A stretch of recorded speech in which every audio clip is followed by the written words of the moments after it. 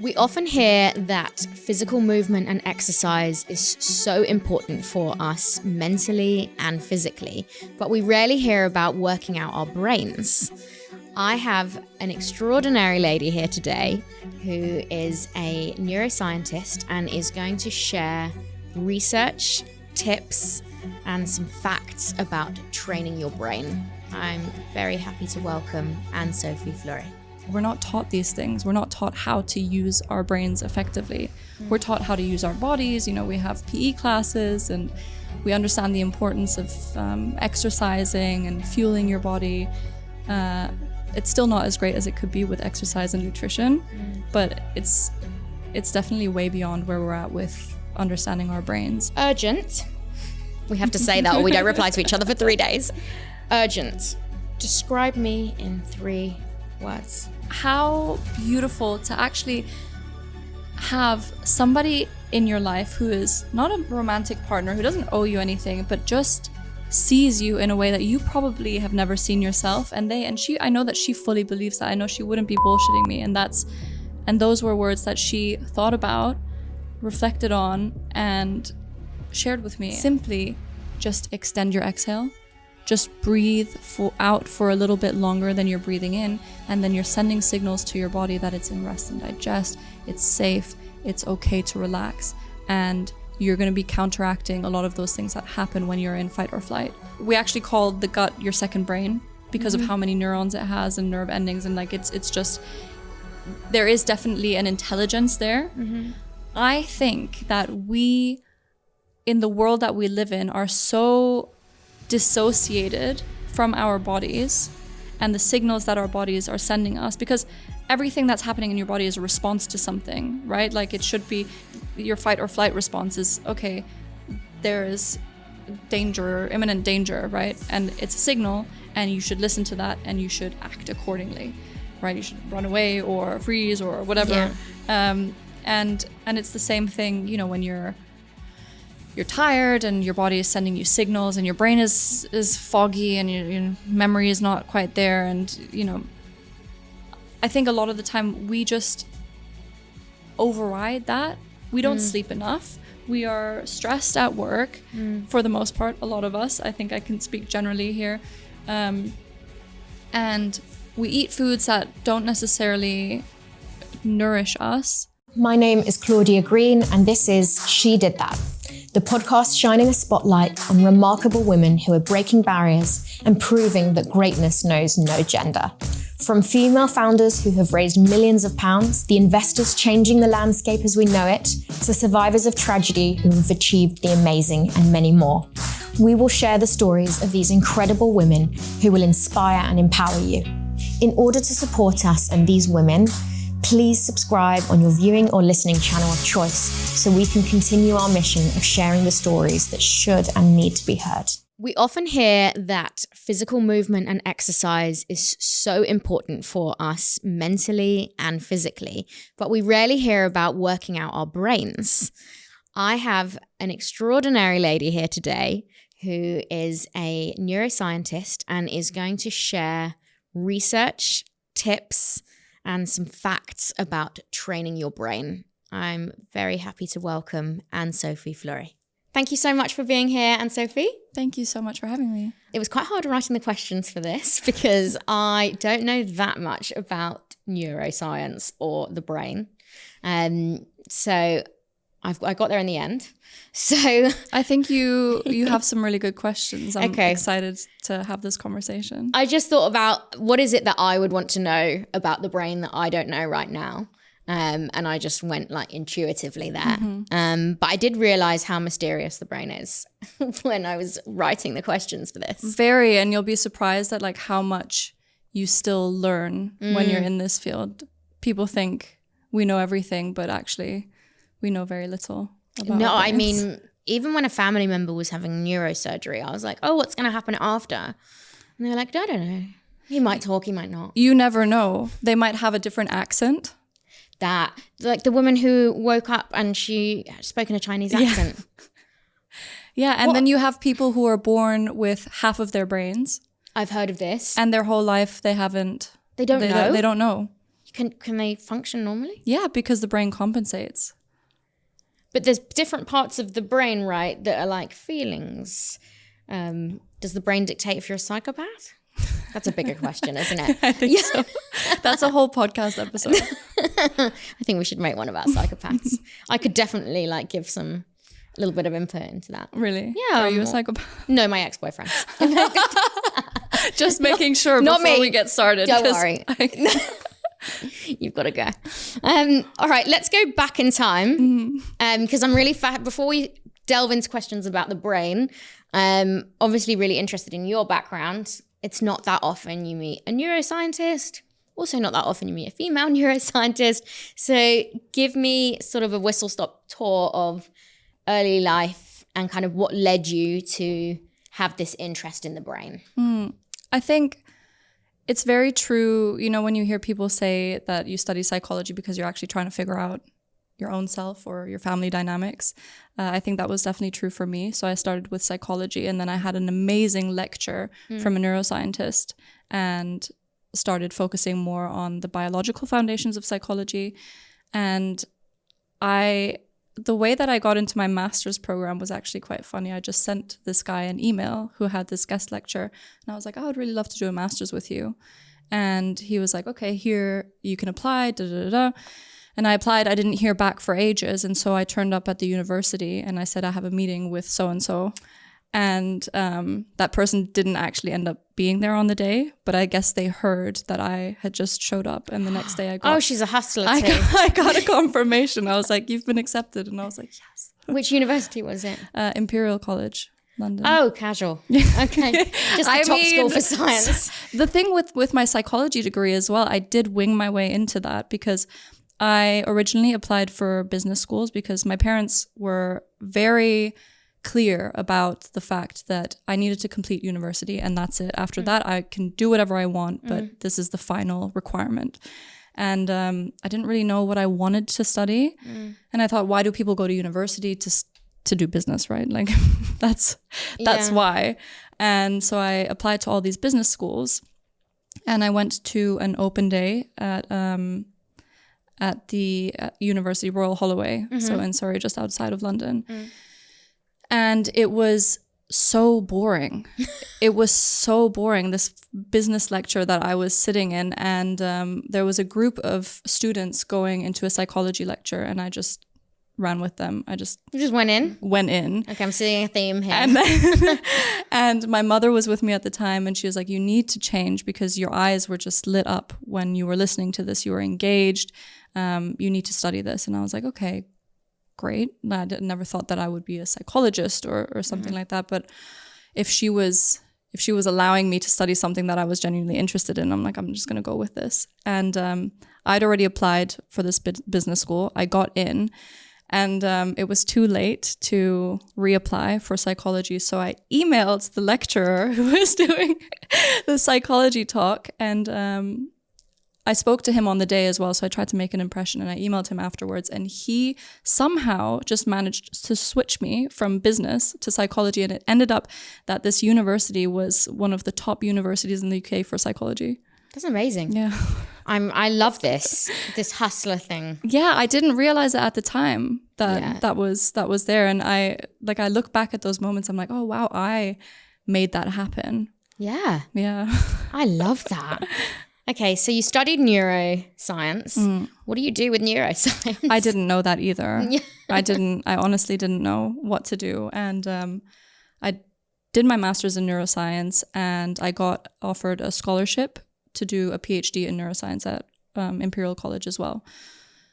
So I didn't really know what job opportunities were available to me. I was, I think, 22 at the time. And I'm like, okay, cool. Let me just go further into education and into academia. And it was very much from a place of, I don't know what to do, and probably my parents will be proud of me if I get a PhD. So I just rolled with it, started my PhD, and then I ended up actually leaving my PhD. The work that we were doing at the time, I'd already published enough papers to qualify for the PhD. My professor said to me, he's like, why don't you just take the next 2 years off? Because there's a minimum of 4 years of required study.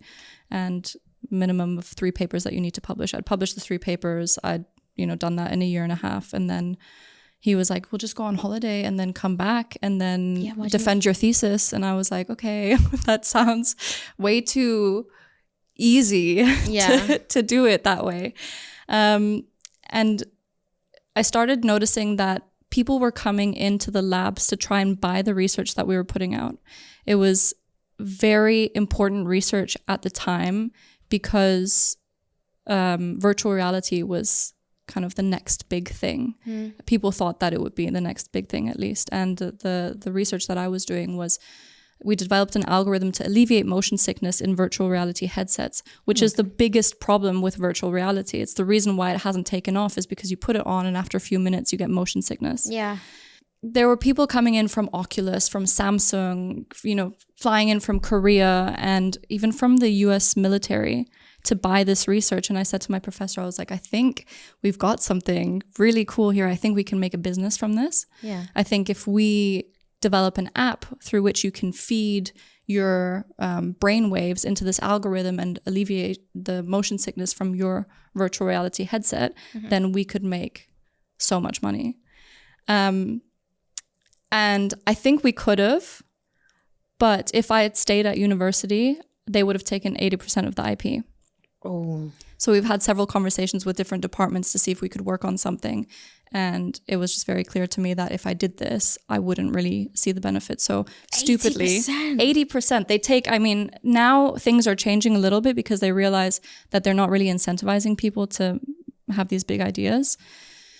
But at the time, that's what I was faced with. And so I decided to leave my PhD program. I ended up working at the university instead, basically doing the same thing. Like nothing really had changed except for that I wasn't going to have a PhD title. Yeah. And I could set up this business. It would still be risky because they might notice that I'm using some of the, technology and the devices from the university. But also I was like 22, 23. I didn't know what it meant to start your own business. And I was bootstrapping a business, but I was also earning £1,000 a month. So it didn't last very long. No. And then I was trying to figure out what can I do with my degree. I honestly, I didn't know. Marketing was also a buzzword that was popping up. So I was like, cool, let me do some marketing jobs. Let me do some, I did a little bit of this, a little bit of that. Like I was also a receptionist at an eyebrow bar. So, yeah. Do you know what? They just can talk to you about anything. So I understand why they might have a neuroscience degree.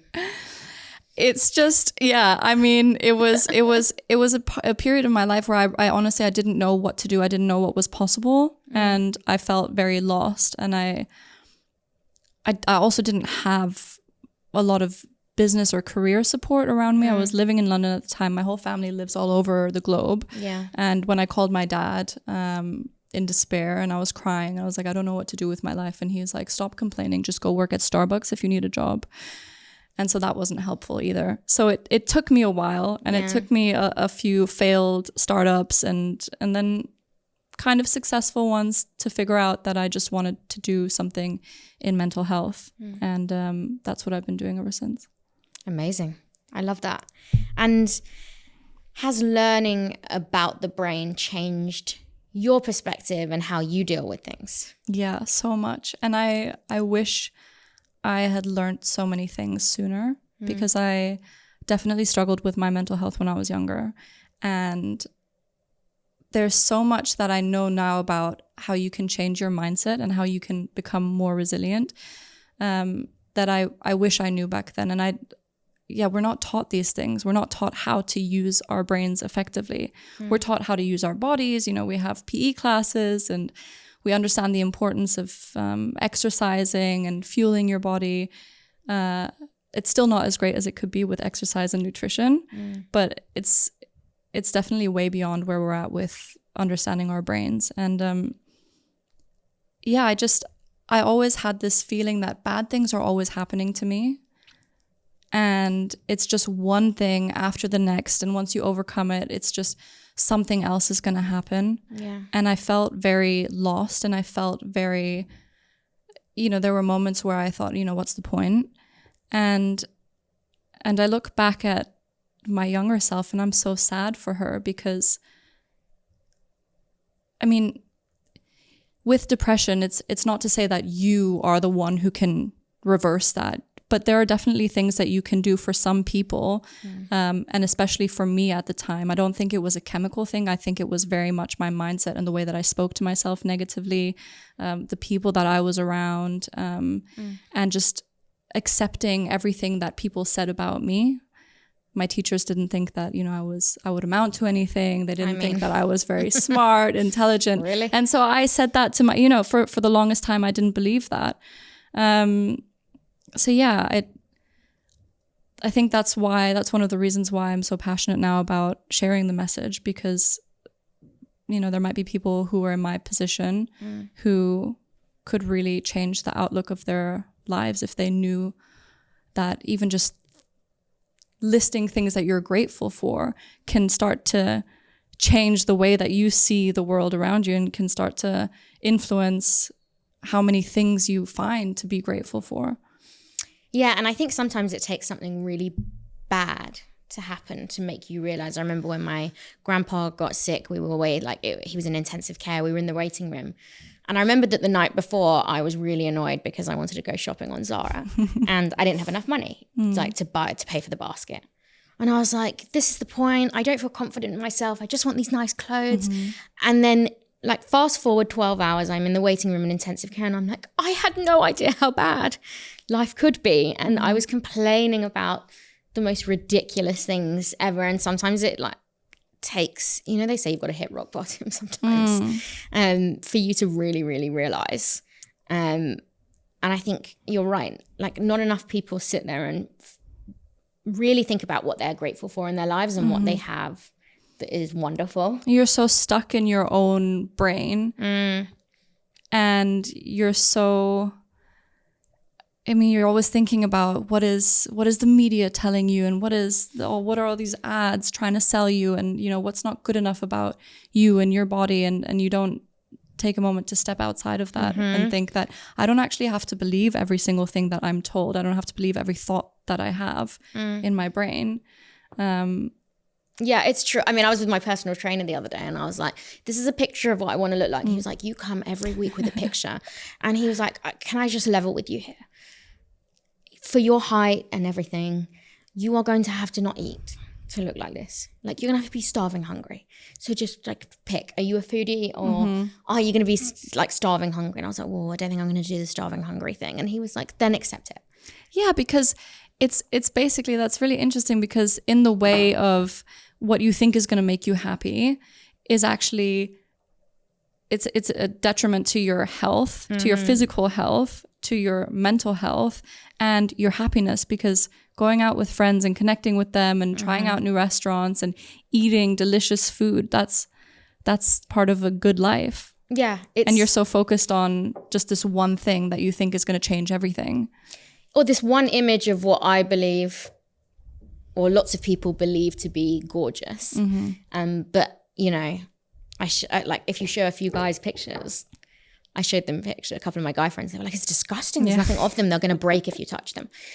And I was like, well, that's not nice either. Yeah. But they were like, these girls have clearly worked really hard not to eat. And they've probably not seen a carbohydrate in at least 5 years. But why? Yeah. Not everyone finds that attractive. Very few people find that. Yeah. It's the same thing with men.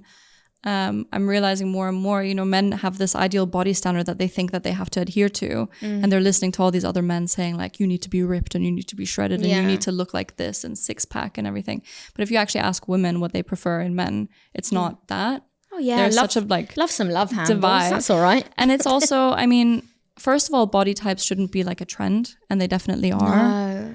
But yeah, different people like different things, but the most important thing is that you like yourself, I guess. Yeah, I agree.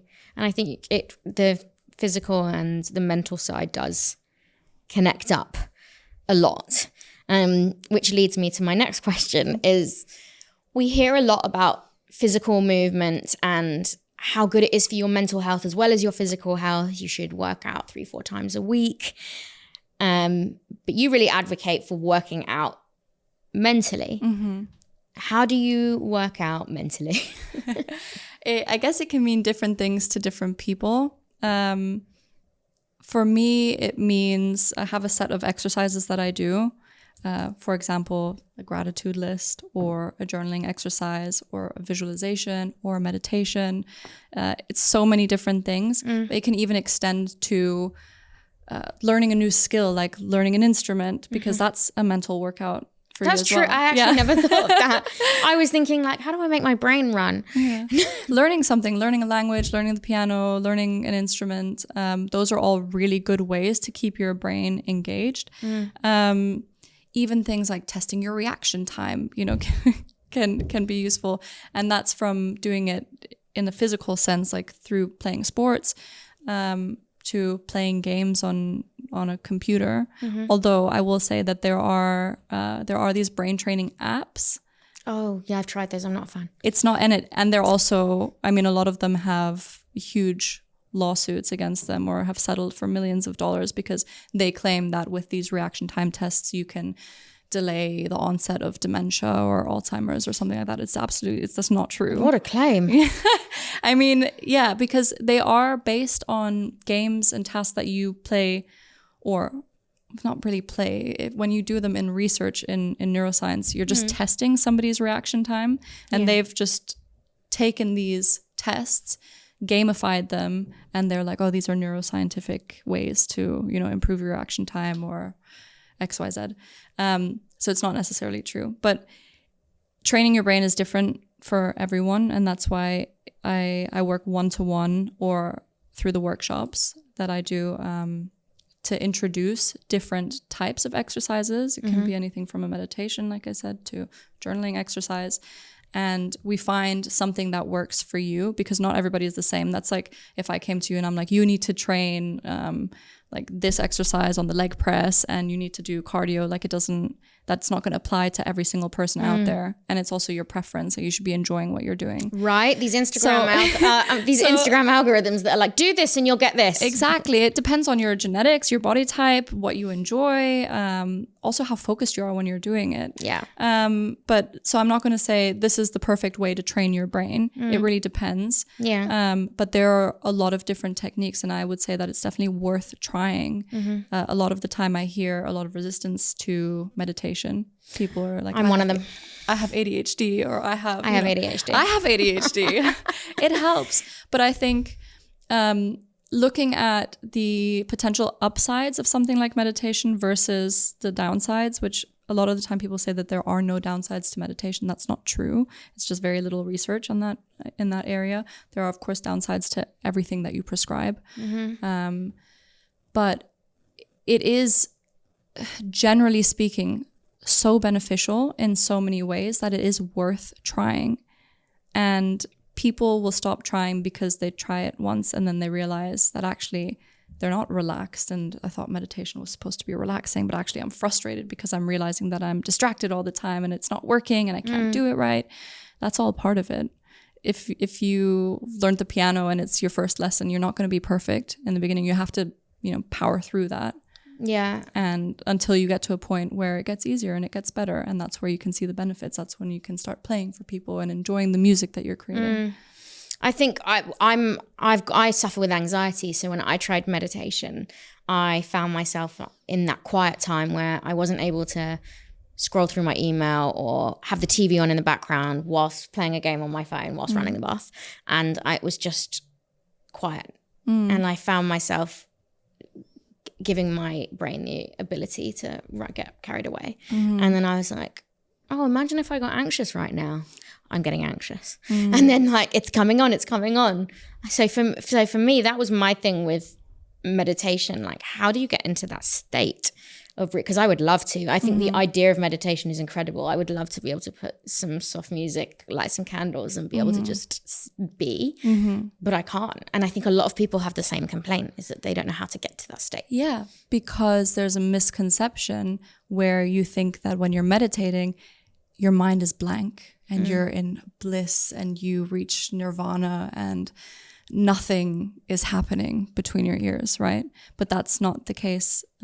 So there's also different types of meditation. Something that might work for you, for example, with, having these thoughts and getting stressed out or anxious that you're going to engage with the thoughts, is something called noting, where you sit down, and it's very much an active practice. Like, these things aren't easy. You're not just sitting doing nothing. You're actively watching the thoughts that arise in your brain and noting them. Just, okay, I have a thought that maybe I'll get anxious. I have a worry that the thing that I said in that meeting sounded stupid, or I have a worry that I actually really upset this person's feelings. And you have all these different thoughts, and you just notice them.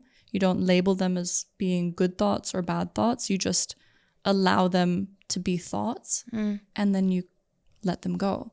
And that's such a powerful practice when you rehearse that over time, because you'll realize the amount of thoughts that you're actually having.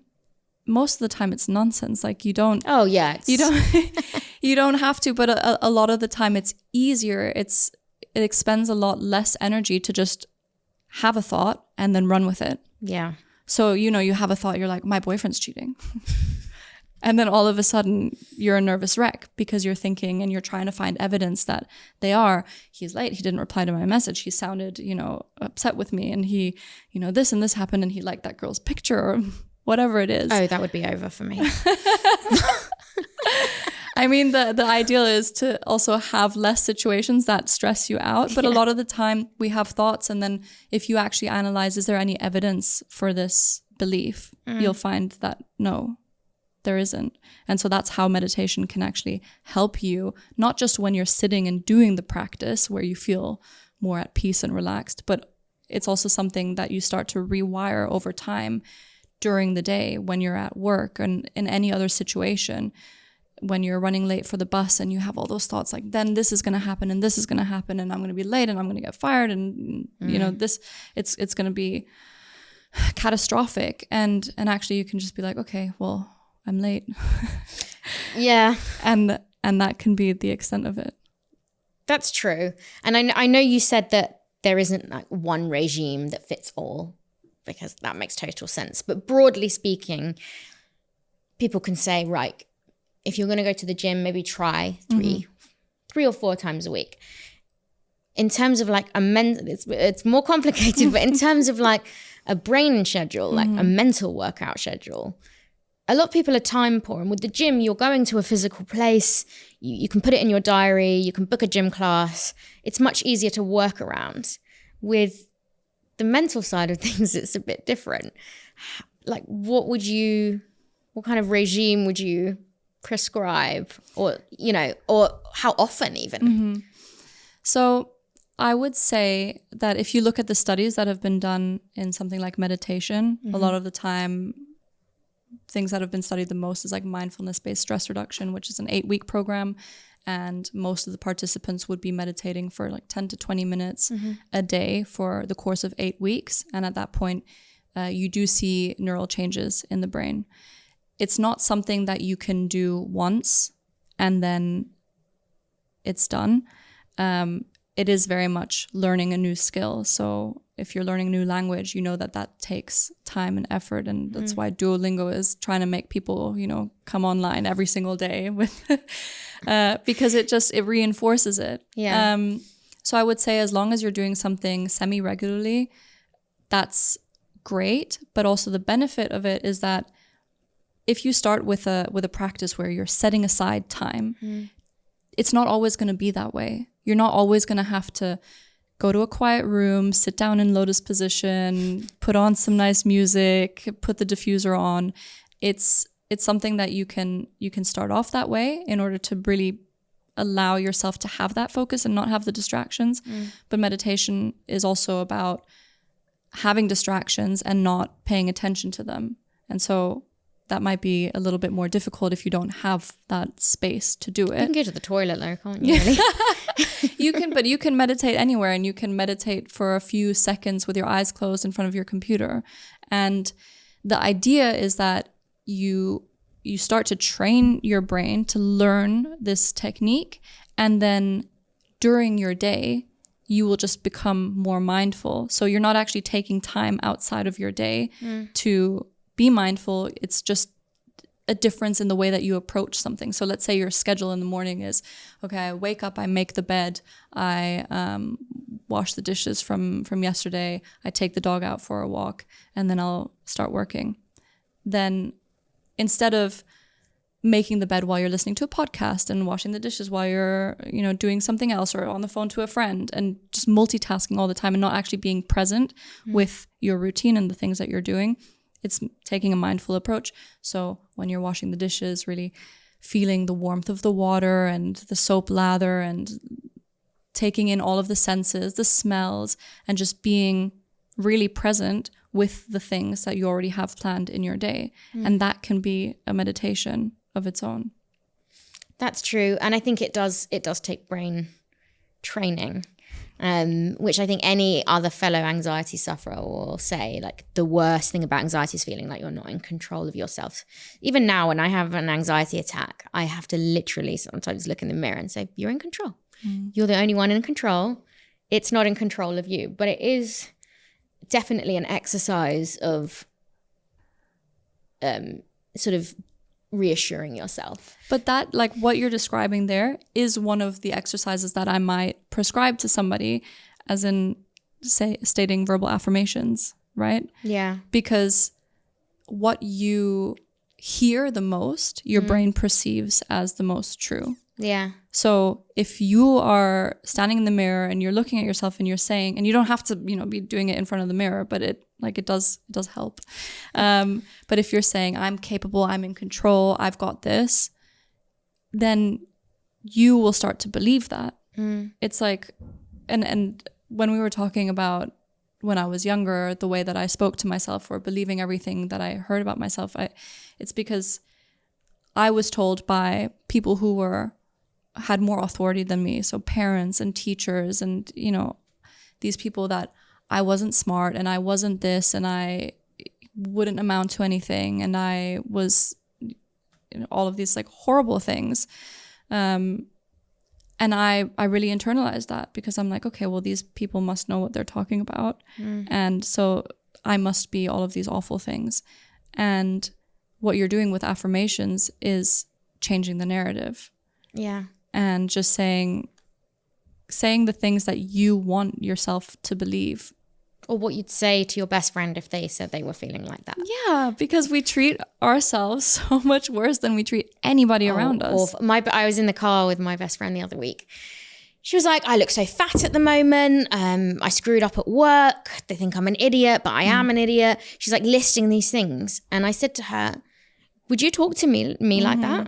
And she was like, of course not. I was like, why are you talking to yourself like that then? Because you're being pretty vile to yourself. And I was like, I cannot believe what I'm hearing, this horrendous list of things that none of which are true.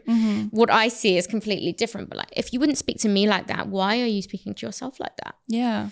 This is the relationship you have with yourself is the longest relationship and the most important one that you're ever going to have. Yeah, it's true. I think we definitely need to all work on being, well, everyone says be kinder to yourself, but genuinely, everyone's going to make mistakes, say the wrong thing in a meeting, or have a bit of grace with yourself, right? Yeah, I mean, I had it yesterday. I said something in a meeting that was triggering for someone, and they messaged me after saying, like, I found that a bit triggering. Can you just make sure I'm like not in these meetings if you bring this thing up, which is totally fair. And I was mortified, and I just did not stop. I was like, couldn't fall asleep until like 2:00 this morning. So I was like, why are you so stupid? You should have known this could be something that's going on in someone's life. And I was just driving myself nuts. And I was like, hang on a second. It came from a really good place. It came from saying, I want people to be more understanding of said issue. And I want to help put more in the workplace to support this. So it came from a good place. Okay, I'm upset that I've upset someone, but I've apologized. And I think we are just so hard on ourselves when it comes to being critical. I don't know if women are worse than men. I don't know, but it definitely comes into the discussion of like gender equality and what jobs women apply for and things. And obviously I'm in the recruitment and HR world, and I saw a survey that said that women they would never apply for a job unless they fit over 60% of the criteria minimum. But on the average man would apply if he only fit 40% of the criteria. I thought it was even more than like women need to fit like 100% of the It's you're right. It's more. Maybe it's more like 80-90%, which is nuts because it's recruiters like me who write checklists of things, and it's like, they don't need to check every box. Yeah. And then the guys, not all men, but a lot of the men were applying, and they were like, got a couple of those skills, so I'll go for it. And I think that goes with how you speak to yourself, telling yourself how capable you are. I don't know where it comes into play. Yeah, I mean, like it definitely is. And there are studies that have been done on, I think it was like almost 500,000 15-year-olds back in 2012 of analyzing how they approach tasks, how boys and girls approach tasks. And boys are much more comfortable showing their mistakes, doing something wrong, getting it wrong, whereas women, because of their confidence, they don't want to show something that's not a finished product. Yeah. They don't want to, and they suffer in terms of learning and careers and all of that because they're sacrificing learning opportunities, right? If you show your mistakes, if you show the way that you've worked out a problem, somebody can come in and have a conversation with you about like, oh, how about you try it this way? Or here's where you went wrong. And a lot of these girls, they would erase all of their answers and just have the solution there. Yeah. Or just not even offer a solution if they didn't have the correct answer because they weren't as confident. And I think a lot of that is how we raise boys versus how we raise girls with the gender stereotypes, right? Boys are much more encouraged to fail and to try and and girls need to be nurturing and good and perfect. Yeah. I guess I was lucky in that sense. My parents raised me to like, go fail, it's fine. Like, come back and try again. My dad always said to me, I don't care how many times you fail. The moment at which I care is when you give up. So if it takes you 10 times, it takes you 10 times. I don't care. And that's one of the key areas of resilience, which is a huge part of what I do in the workshops that I deliver is this tenacity and keeping going and failing and standing up again and overcoming that. And so, that's something that was drilled into you, which is huge. I mean, especially for women, you see that's one of the areas in general, like if we were to generalize, which I don't really like doing a lot of the time, but where they struggle a lot more in terms of their resilience is that they won't be encouraged to make mistakes. Yeah, and I think it's perceived that you have to go through a lot of hardship to build resilience. But the truth is that it comes from your childhood and, like you said, how you're raised. You don't necessarily have to have weathered the worst things in life to have been brought up in an environment where you were taught to be resilient and not give up. I think that's different. I mean, one of my friends, she took an exam recently. She's a genius. She's a doctor and she took an exam. She's like, I think I failed. And I was like, let's be honest, this is getting annoying now. Like, not only have you not failed, you've probably come top, and this conversation is wrong audience. I always failed at school. And she kind of explained, she was like, look, I've never failed at anything in my life. I've never failed an exam. I've never not been accepted into a school. So for me, this failure is going to feel very different to how it would feel for you. And I was like, me, it would be like, yeah, standard. And I'd move on with my life. And she was trying to explain to me that it's like, I don't know really what failure looks like. It's terrifying. Yeah, which I think we need to prepare our children more on failing. Yeah. Like having this perfect product of where they always get an A or I think that's a little bit toxic. I think that it should be teaching them like, you're going to really fuck some stuff up in your life. And that's okay. Yeah. And also like a lot of what I've been hearing recently on podcasts is that, the more no's you get, the closer you are to a yes. Like you just put yourself out there and you're going to hear a lot of no's, and you just keep going and just accept that and take it on the chin and learn from that. And it's going to make you stronger. And no, I mean, imagine you're a singer and you're auditioning everywhere and you're actually tone deaf and someone says, keep going. Someone's going to say yes. It's like, yeah, but like misery. but I guess like if you believe in your ability and your vision and your dream, and that's what you want, and you're dead set on that. I know a bunch of singers who don't sound the way that they do on their records, right? Like, well, most of them, with the auto-tuning. Yeah, but that's the thing. Like, you see this career and you think you need to, again, be 100% of it. You need to be the best singer ever to be successful. And actually, you don't. And actually, you don't have to be the best writer to publish a book, right? There's a bunch of... Look at 50 Shades of Grey. Exactly. But also, like, different people will like different things. I watched the Colleen Hoover film yesterday, It Ends With Us, which was... Oh, yeah, I wanted to see that. Oh, is that about domestic violence? It is, but also there's a whole fan base for Colleen Hoover fans. And then there are people who look down on her writing as just, being... I hate that. Yeah, but like one of those people might say like, well, I'm interested in like true English literature and and great, that's good for you. And they might think, well, I could never write a book, but you could probably write something like that, right? It's just, you don't have to be... I see what you're saying, yeah. I mean, it does bring me back to the time where I made my mum pull over the car and I was like, I've got something to tell you. And she was like, oh God. And she was like, what is it? And I was like, I don't know if you know this, but I sound like Christina Aguilera when I sing. She was like, really? I was like, yeah. I was kind of keeping it to myself. I was like 6 years old at this time. And she was like, go on. And she was like, look, it's not quite Christina Aguilera, but like, love what you're doing. I love that. That's so vulnerable of you. But also like... you could have, if that was your dream and your vision, by now, how many singing lessons would you have had? Maybe you'd, sound a little bit closer to that. I'm not a bad singer, but I'm not Christina Aguilera.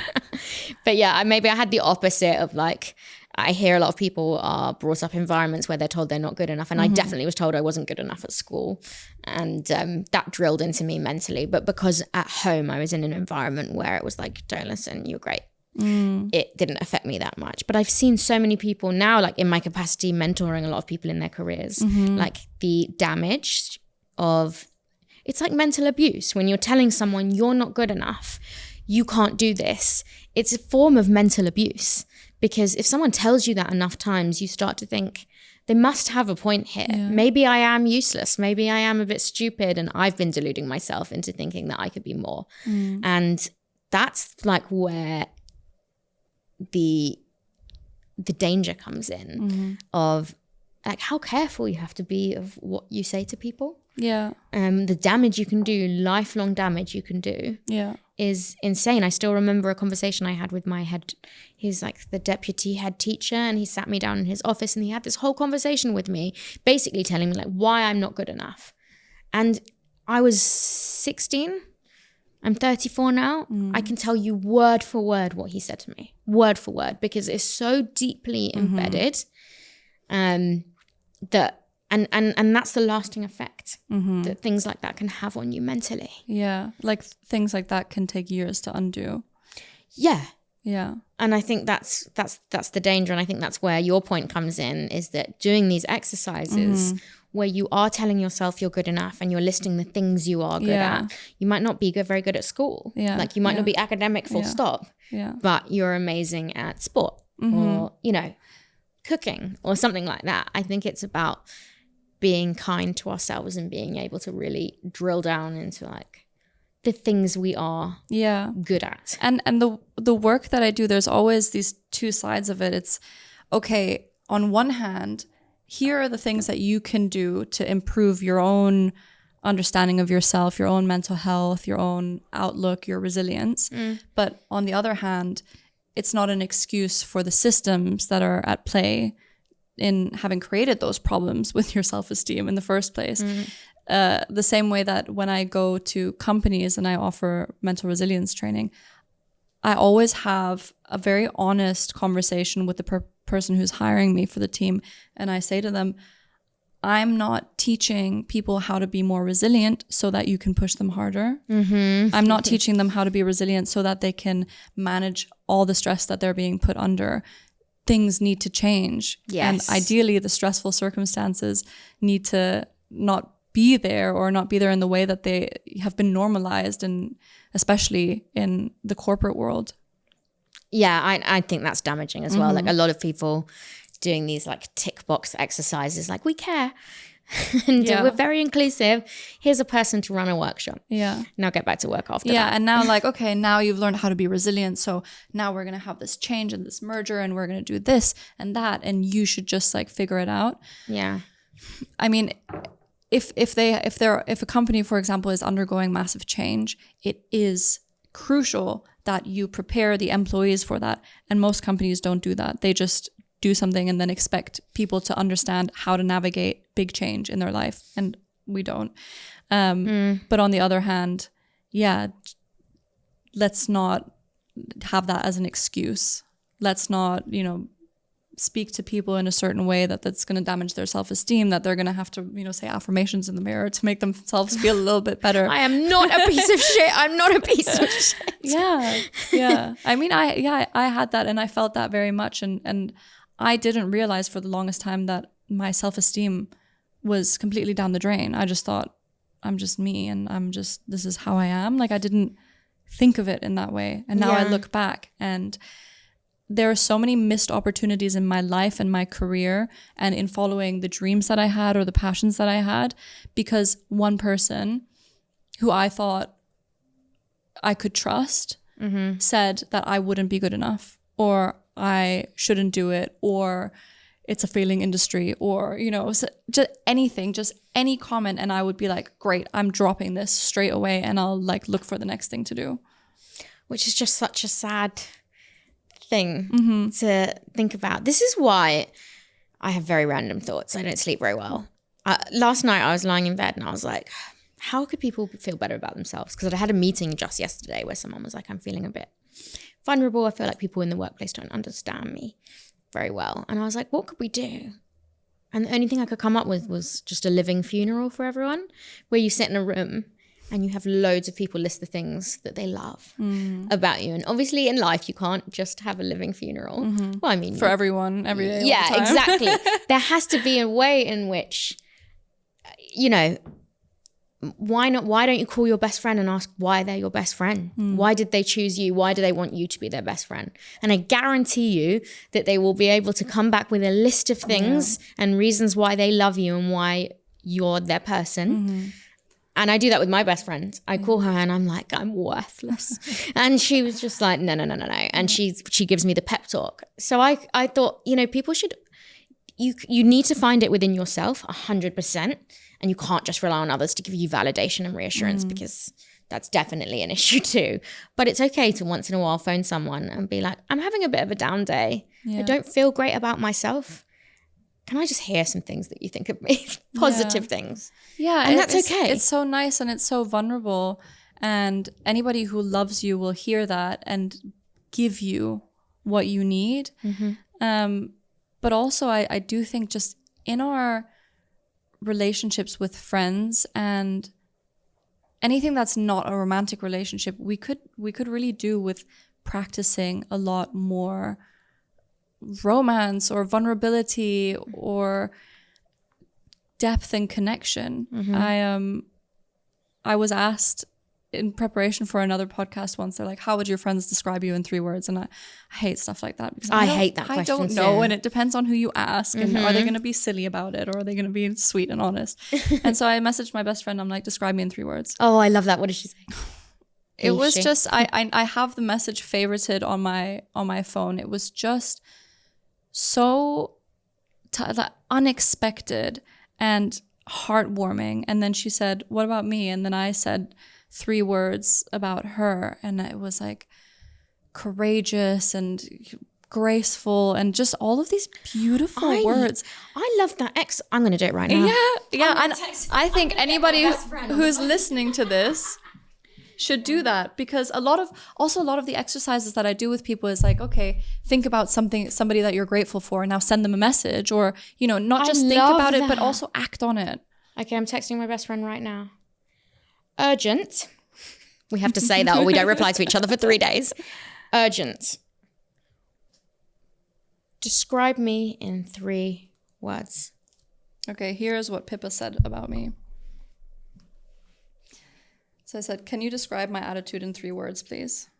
Like how you think I approach the world/life. Yeah. And she says, serene, measured, gracious. Who thinks of that? Serene. Yeah.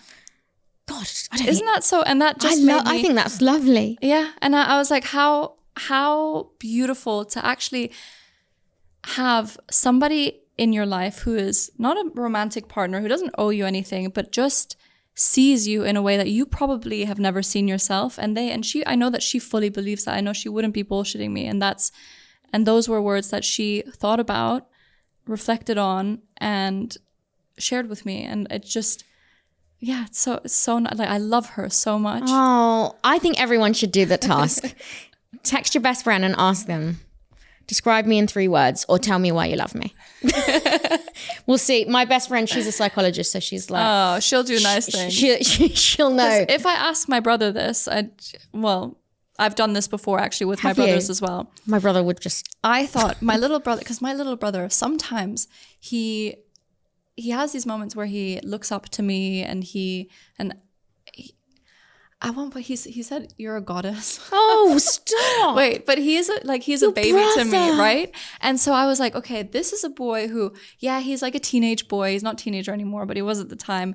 And he could be so rude and so, but he actually sees me in a really nice way that I don't know about. So let me test it. And then I asked him, okay, describe me in 3 words. And he just said some bullshit, stupid stuff. He was like, crazy. Oh my God. Irresponsible.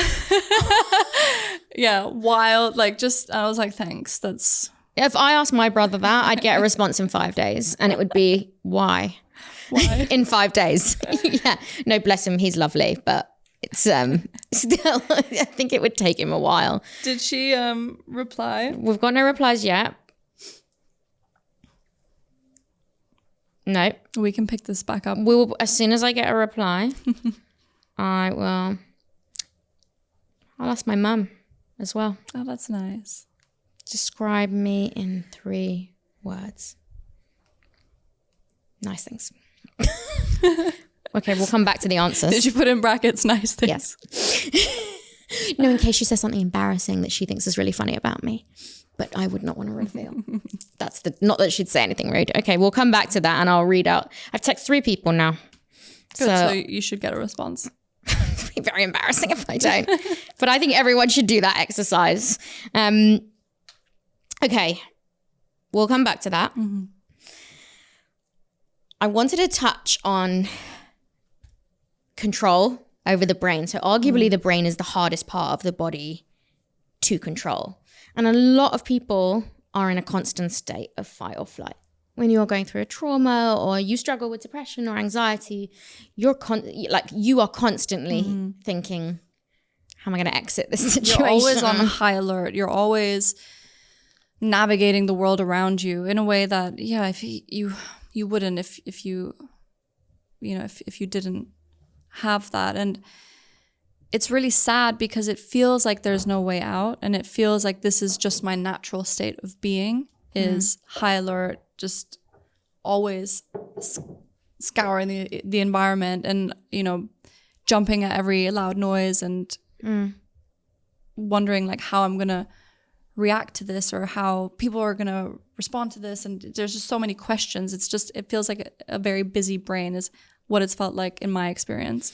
And exhausting. Yeah. Like really, really. I think when you're, particularly if you're going through a trauma, you don't see it at the time. But when you come out the other side of it, you breathe and you're like, I didn't breathe for 8 months. Mm-hmm. Like I didn't just. And it's an interesting thing of how the brain can affect you physically. When my grandma passed away, my mum, she had pain all over her body and she was sleeping all the time. And, obviously you could see some of it was grief, but she got referred to a rheumatologist and they were like, you definitely have rheumatoid arthritis. And she saw someone brilliant. They were like, you don't have rheumatoid arthritis.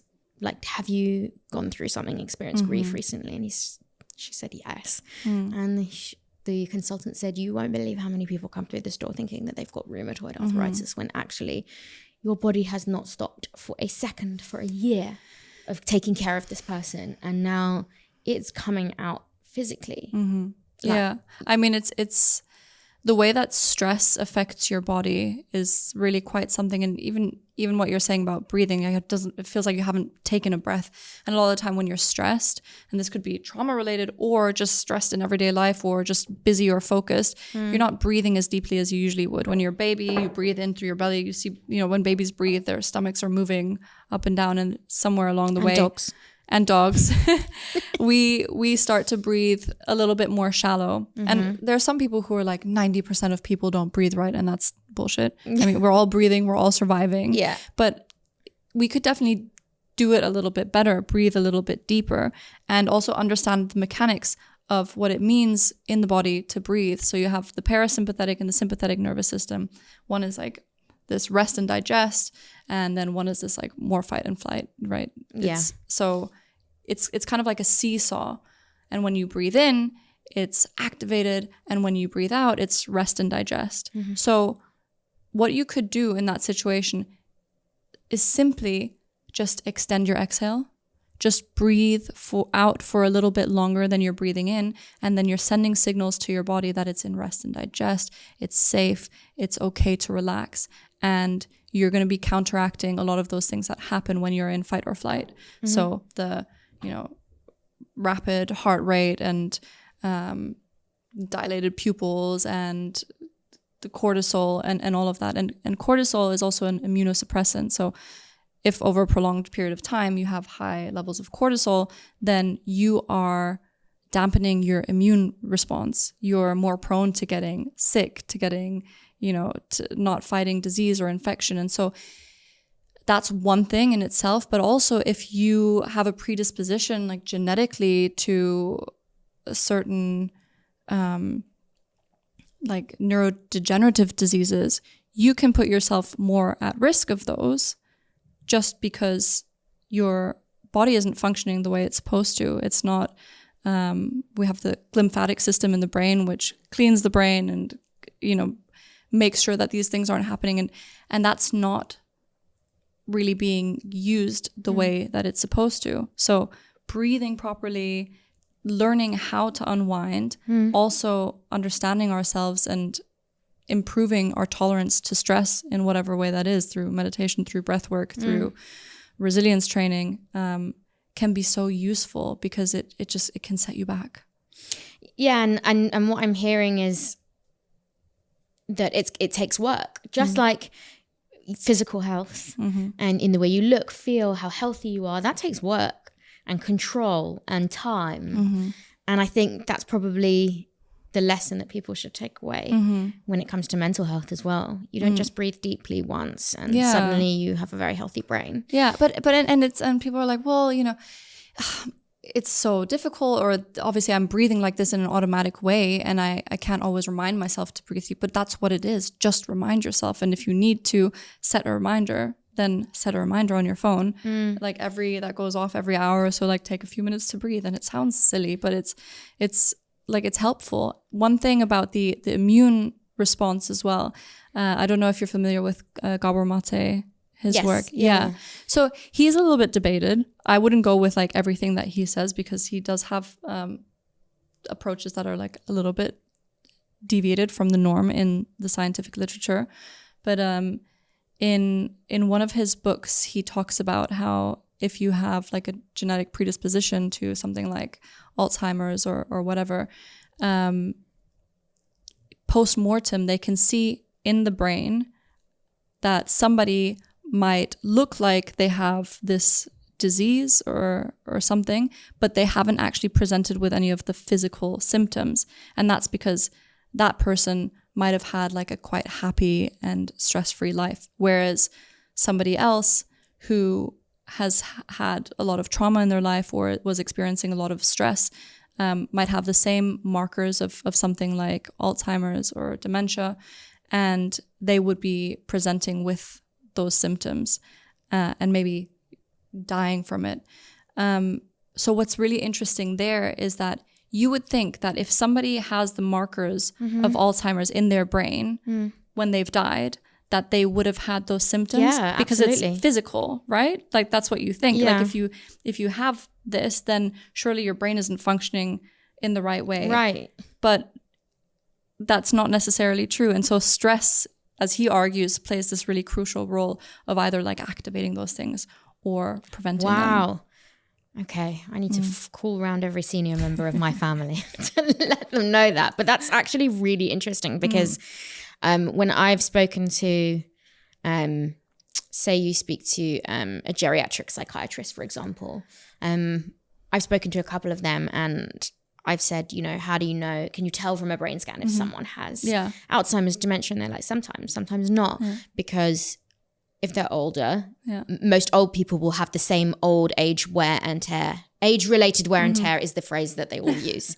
And it's like, well, what does that mean? And it's basically saying once you get to a certain age, your brain scan is probably going to look like this just because it's that old. I'm like, okay, that's not that helpful. And then some people who have Alzheimer's, it will show up on their hippocampus. Will show up on their hippocampus. And some people it won't at all. And you don't know. And I'm like, so basically what we have surmised from this exercise is that you can't tell from a scan. Yeah. And you would think that it's like if you have a broken bone, you're like, could you tell if, you know, this person couldn't move their arm from this scan? And you'd be like, well, yes, because the bone is broken. Similarly, like in this brain, you have all these, you know, the plaques or whatever it is on the brain. And you would think that you could deduce from that they had a disorder. But it's insane. Yeah. I think I have a response. Okay, I've got a response. Okay, let's go. She said, fuck, sorry. Because it took us so long. Thanks, Gemma. Loyal, dedicated, empathetic / kind. That's sweet. Yeah, but where's I'm hilarious. Okay, Loyal, there could only be empathetic, sweet. Or what kind. was it? Kind. Oh, that's really sweet. You're ruining my rep. Being a tough bitch. Okay, I'll take that. I mean, you that's should. Pretty nice to hear. Yeah. And the next time that you know, feel like maybe you can't sleep or something, read that message and think about it. And don't just read the words, but think about what it actually means to that person that they said that you're all of those things. No, absolutely. Yeah, that was actually a really nice exercise. Yeah. I loved that. Okay, highly recommend. Interesting one is we often hear like a lot of conflicting advice when it comes to brain and mental health. If you have a problem, think about it. You should reflect on it. Or someone else might say, don't think about it. Try and occupy yourself and busy your brain because it's not healthy to dwell on it. And you hear so much conflicting advice. And this is a very broad question, but how do you get a healthy balance of, okay, I'm going to open up and talk to someone about this problem to, you really need to build a bridge at this point? I agree it's a balance. What I would say is in most situations, if somebody is coming to you with a problem, the least effective thing that you can say to them is just don't think about it. Because they're probably thinking about it and that's why they've asked you. Yeah.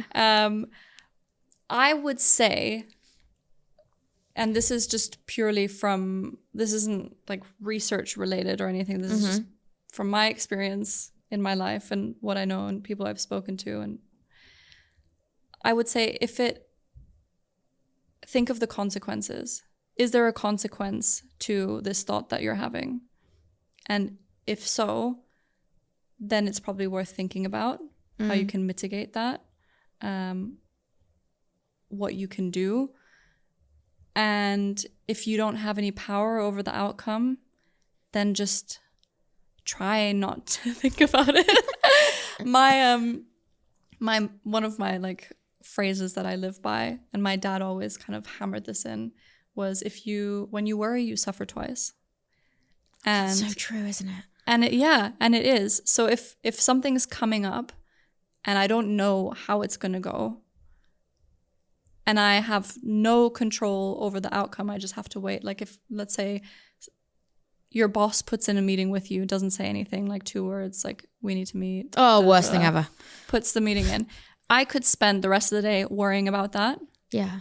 And then the meeting could come and I could be fired, and then I have to worry about that. Now I've wasted my whole day worrying and, just feeling like absolute crap about myself.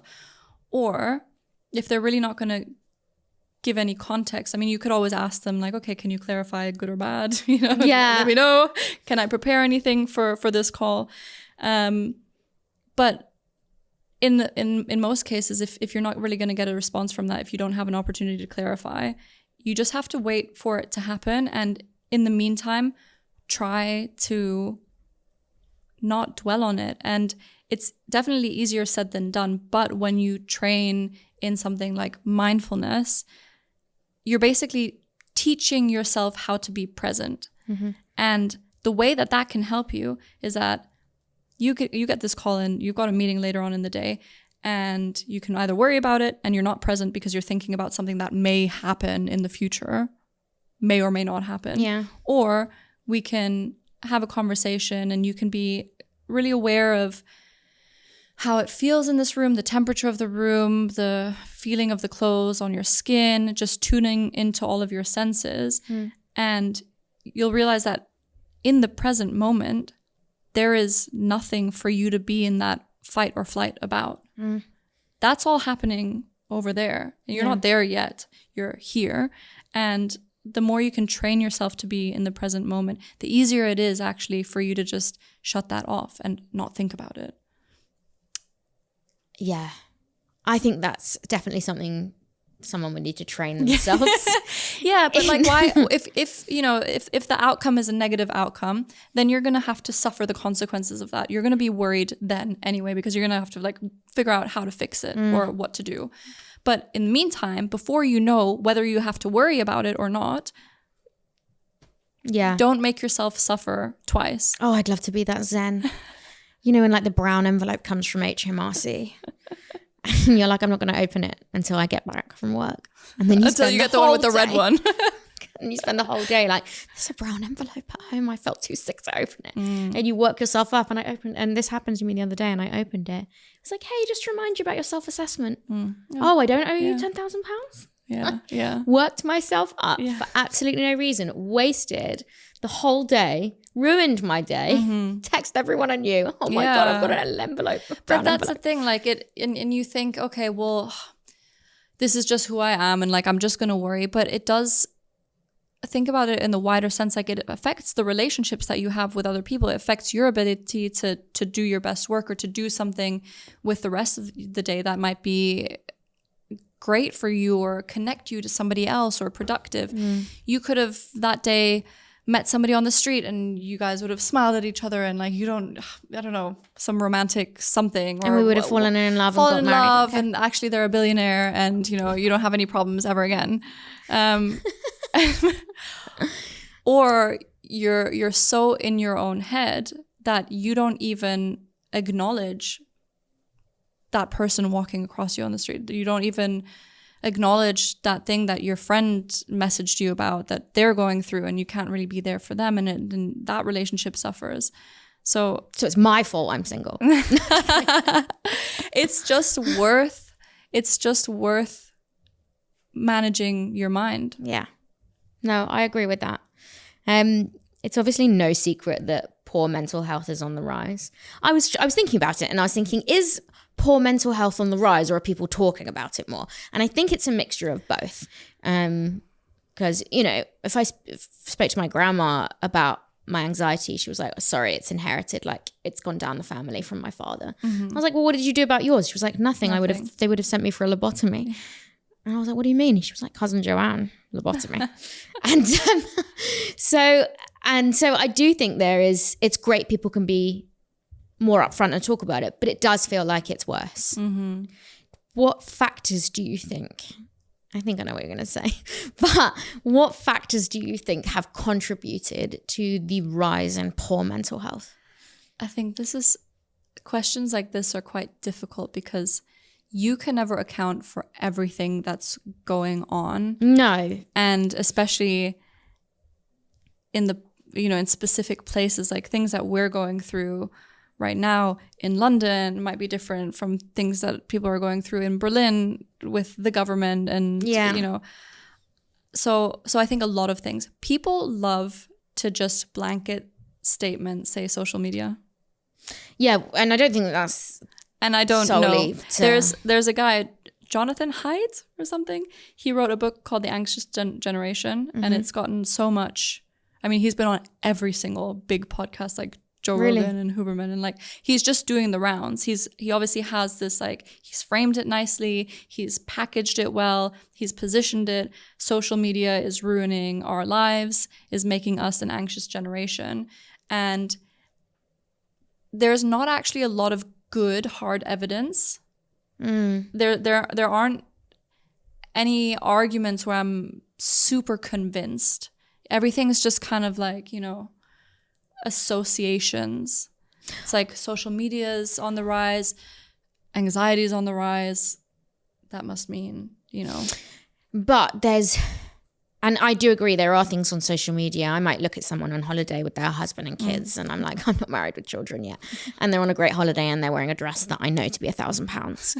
But it is definitely, you're just getting the happy snapshots of someone's life. Like that one single picture means that she could have had an argument with her husband that night and they slept in different beds. Yeah. And she rented that dress. I mean, it's definitely no lie that there is an increase in social media use and those algorithms that is contributing to, especially in young girls, poor self-esteem and rates of anxiety and depression. That was found by Meta in their investigation of how their algorithms and the content that they're pushing on people is so detrimental to young kids and teenagers. And there was a whistleblower who uncovered all of that. And at this point, this was a few years ago, I just like shut off my Instagram account. But that's not to say that social media alone is at fault, because if you think about it, yes, we are talking about mental health more. People feel maybe more comfortable to talk about it and to seek help. So that will definitely contribute in the rise in numbers. But then also there is so much more room for connection and acceptance. Like if you've grown up maybe trans and you live in a little village and you don't know anybody who could relate to your struggles, you have online communities of people who are just like you. That could have saved somebody's life. Yeah. And I think it does for many people. So it's also about connection. And I think demonizing social media is, you know, it's just an easy way out to say that this is the problem. Yeah, I agree. And there's definitely, you know, one of my best friends, she's a mumfluencer, but she's raw about it. So all the really tough things. And she's had so many messages from mums being like, I thought it was just me. Yeah. I thought I was doing this wrong. But it's such a relief to see other people going through it. I love seeing that, because I feel like everything that you've ever been told about being a parent, especially what's being targeted at women, is, you know, it's the most beautiful thing in the world, and like it's going to solve all your problems. And I wish more people were open about what it really is like. And I think people are, and more women are making that choice now, not to, you know, become mothers. And I think, like, I'm really grateful for that, because I feel like a lot of the people that I know who've had babies, they're like, everybody's telling you how beautiful it is and congratulating you. And then as soon as you give birth, they're like, haha, like, welcome to hell, you know? Yeah. And just like, it's flip the switch at you. And they're like, why didn't anyone tell me how difficult it was going to be? Yeah. Yeah. I do. And I think that's where social media comes in as being a real help. Yeah. Like, I mean, yes, there's a lot of misinformation there, but there's also a lot of people who are using it to be truthful and honest and show different sides of things. Like even, you know, finding accounts where people are living a life that you never even knew was possible, and they're just showing you, this is the life of somebody who travels in a van their whole life, and this is the life of somebody who works and taking care of coral reefs and this beautiful, you know, it's just, and you're like, oh wow, like there are other ways to live life other than what we've been told. But anyway, I think we're digressing a little bit. I think what's really important for me to consider when we're thinking about the rise in poor mental health is government initiatives and policies. Like more and more children now are growing up in poverty in the UK as well. Like 4 million or something ridiculous. Yeah. And I was just listening to a podcast the other day about how they put this cap on how much money a low income family can receive, and after 2 children you don't have access to any more money. So that's causing more and more children to grow up in extreme poverty. And we know from the scientific literature that adverse childhood events really contribute to mental health later on down the line. So if you're growing up in an environment where you don't have the opportunities to learn, or you don't feel safe, or you're not eating, or you're like those are so important, those early years of your life. And I think that will play a role. And I also think nutrition might play a bit of a role with everything being ultra processed, and us knowing absolutely. Now there's more research also on the importance of your microbiome on your mental health. And I mean, there's crazy research where you can do a fecal transplant. You can transplant somebody with a healthy microbiome's poop into your body, and it can like help you with depression and anxiety. Like, wait, can it actually? Yes. Give me that poop. Find me the healthy person mentally. This was actually a few years ago when I was like, again, in one of those moments where I'm like, I don't know what to do. Maybe I should do a PhD again. I reached out to somebody. I think they were at the University of Reading, and they were doing this kind of research. And I sent them an email. I'm like, hey, this is really interesting, because they were looking at mental health and the microbiome. And I'm like, like gut health, affecting brain health. Yeah. And I was like, that's very cool. And then they replied to me and they're like, just so you know, we work every single day with like poop. And I'm like, that's not my life. But I respect it, but that's not for me right now.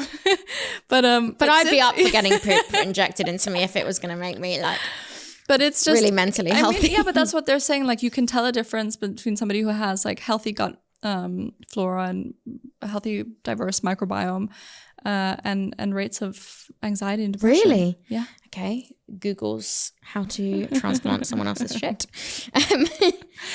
Don't try this at home. I'm obviously not.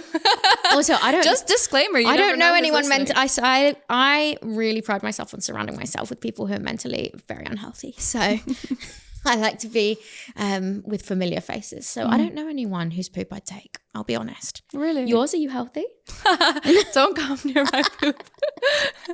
I would say like that's very interesting, because the relationships that you have, and I'm not saying there's anything wrong with your friends, but the relationships that you have are so, but they're so important for how you see the world. And if you have people around you who are equally like devastated about the state of the world, and like everything is awful, and I mean, I'm a Jew, and most of them are Jews. It's not a good time.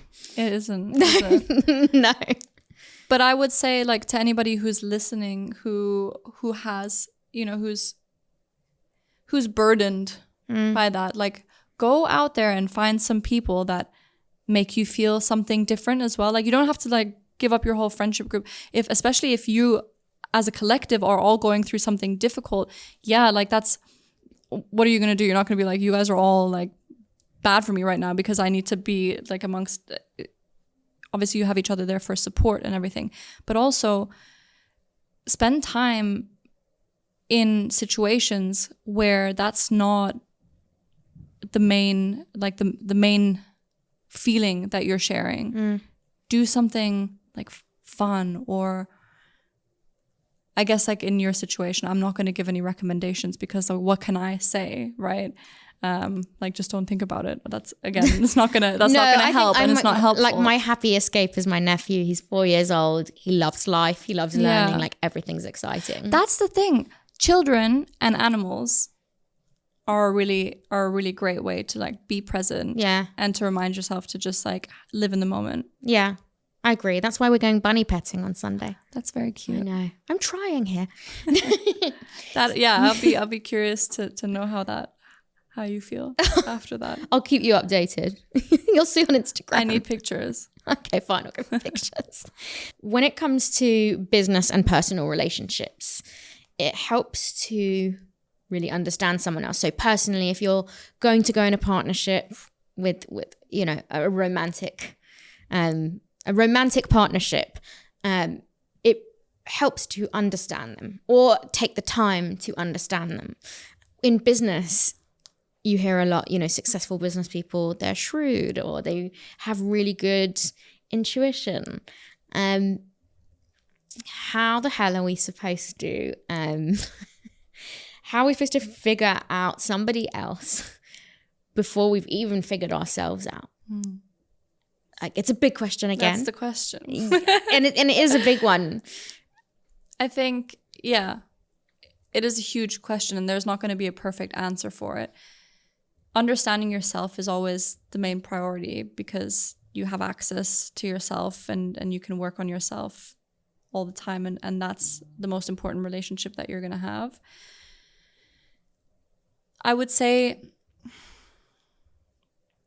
and some people might not agree because some people love to, you know, play the game in business or play the game in relationships, right?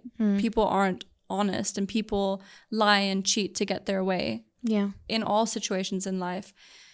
The way that I approach it is that I guess I put the burden back onto them. I know that I approach things from a very honest place because the only way you're going to get to understand someone or know someone or develop a really deep, meaningful connection, whether that's an intimate relationship or a business relationship, is by being honest and speaking your truth. And so if there's somebody that I'm trying to figure out, most of the time I will ask them, tell me how you feel about this, or tell me what's going on in your brain, or how do you feel about me, or how do you feel about my role in this company? And catches people off guard, I guess, in business if you're like, how do you feel about this? Yeah, but you can either, and then the burden's on them, if you want to grow and have a relationship and have, you know, a blossoming conversation from that and find solutions or figure out, you know, what to do, they can choose to be honest with you. Yeah. And if you're both honest, then that's like a great starting point. If you have someone, and I've, you know, been in relationships like this where you're being honest and they are just constantly lying to you, at the end of the day, it's their loss, really, because they could have had a relationship that was honest, where we could have worked through things, where we could have, you know, spoken and communicated, and they decided not to have that. So in that case, you just, you know, walk away. Yeah. Okay. Sound advice. This one I've always found interesting, and I've never ever delved into the science behind it, but for generations my family have stood by this, and it was always follow your gut. And my grandma always used to say to me, I used to panic. I'd be like, how do I know? Like, how do I know when I'm marrying someone that they're actually the right person for me? Like, how do you know this stuff? And she was like, just follow your gut. But literally, if your stomach is telling you no and it's turning over, listen to it, because intuition is something really, really powerful. And obviously that comes from your brain. I don't think you can like literally listen to your gut. Like, is there any science behind this? So we can talk about poop again if you want. Whatever relates to it. Because again, it has to do with like the gut-brain axis. The gut and the brain are in constant communication. There's a lot of research in this area, and I'm not an expert by any means, but I can, you know, give you a kind of a gist of how that works. And 90% of your body's serotonin is actually produced in your gut. Really? Yeah. So, oh my God. Okay, I'm not. Okay. It doesn't necessarily cross the blood-brain barrier, like it does, but they're in constant communication. And so we actually call the gut your second brain because of how many neurons it has and nerve endings, and like it's just, there is definitely an intelligence there. I think that we, in the world that we live in, are so dissociated from our bodies and the signals that our bodies are sending us, because everything that's happening in your body is a response to something, right? Like it should be your fight or flight response is, okay, there is danger, imminent danger, right? And it's a signal, and you should listen to that and you should act accordingly, right? You should run away or freeze or whatever. Yeah.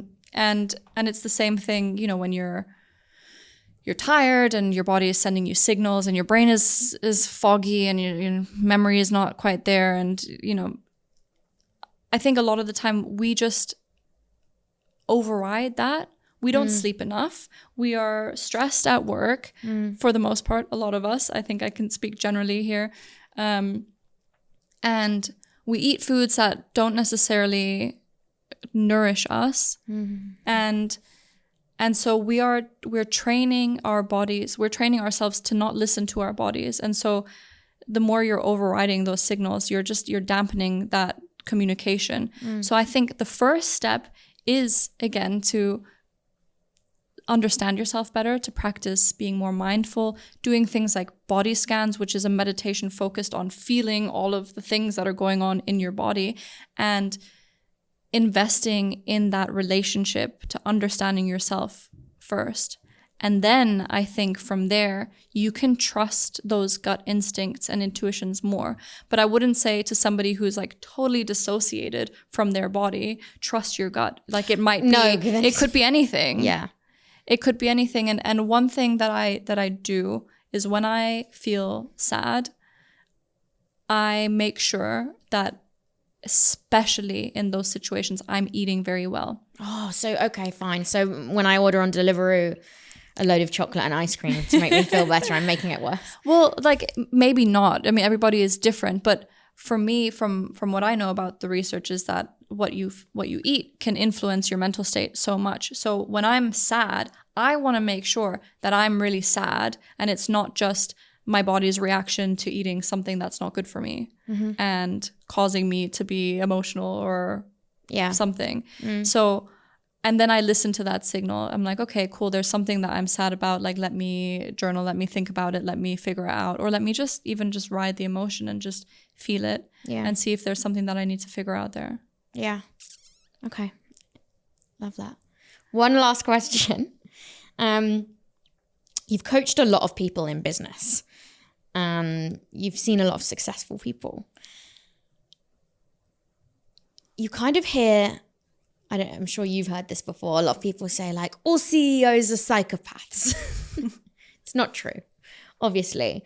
But do you, in your opinion, successful people in business leaders, and this is a very blanket statement, but I'm saying more about like majority, do you think that they are more likely to be, or have been from your experience, very, very mentally healthy and exercise their brains, or not that healthy?